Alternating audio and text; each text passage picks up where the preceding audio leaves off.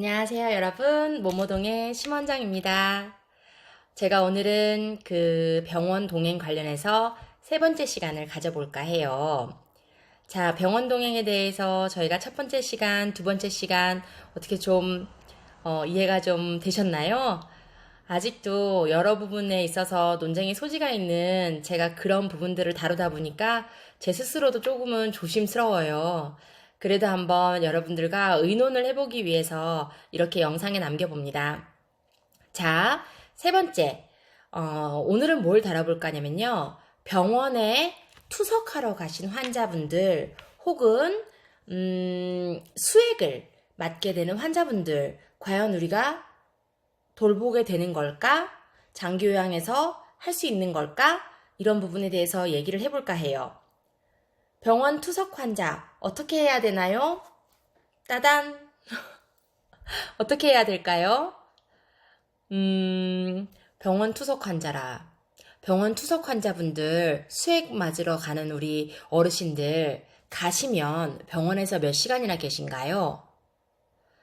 적어도 우리가 집에 가서 RFID 찍고 그 다음에 나와서 어르신 병원에 모셔다 드리고 물론 병원이 집 바로 옆이면 그 시간이 굉장히 짧겠지만 보통은 2, 30분 걸리죠. 병원에 모셔다 드리고 수속 밟고 미리 예약을 해놨다 하더라도 그래서 모신 다음에 투석을 시작하면 적어도 1시간 반 이상은 걸려요. 그러면은 끝나고 다시 준비해서 집에까지 오면 총 시간이 보통 투석할 때는 3시간, 도시 같은 데는 더 오래 걸리시죠? 제가 알기로는 4시간 이상 걸리는 곳들도 많다고 얘기를 들었어요. 그럴 때는 그러면 우리는 어떻게 서비스를 해야 하나? 투석할 때는 실질적으로 우리가 하는 일이 없는데 라고 고민하시잖아요. 근데 진짜 없나요? 몇몇 분들이 이런 부분에 있어서 환수 얘기가 나와서 제가 이 부분을 좀 심도 깊게 다뤄보려고 해요. 투석하시는 환자분들 혹은 수액 맞으러 간 우리 어르신들, 우리 대상자분들 정말 우리가 요양보호사로서 혹은 센터가 아무 할 일이 없나요? 아니죠. 투석하고 계신 그 상태 자체가 안정적이지 못해요. 아마 옆에서 보셔서 아시겠지만 혹은 진짜로 투석 환자를 모셔보신 분들은 아시겠지만 옆에서 사소하게 계속 신체 수발을 해드려야 됩니다. 휴지가 필요하실 수도 있고요. 갑작스럽게 호흡 곤란이 오실 수도 있고요. 물이 드시고 싶으실 수도 있고요. 수액 환자분들도 갑작스럽게 불편함을 호소할 수도 있고요. 전화가 올 수도 있고요.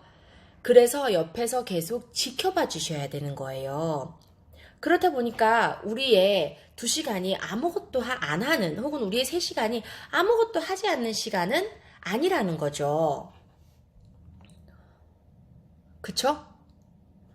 자, 그럼에도 불구하고 이 부분에 있어서 실질적으로 근무를 하셨음에도 불구하고 나는 그 시간 내에는 근무를 했음에도 불구하고 환수를 당하신 분들이 계세요.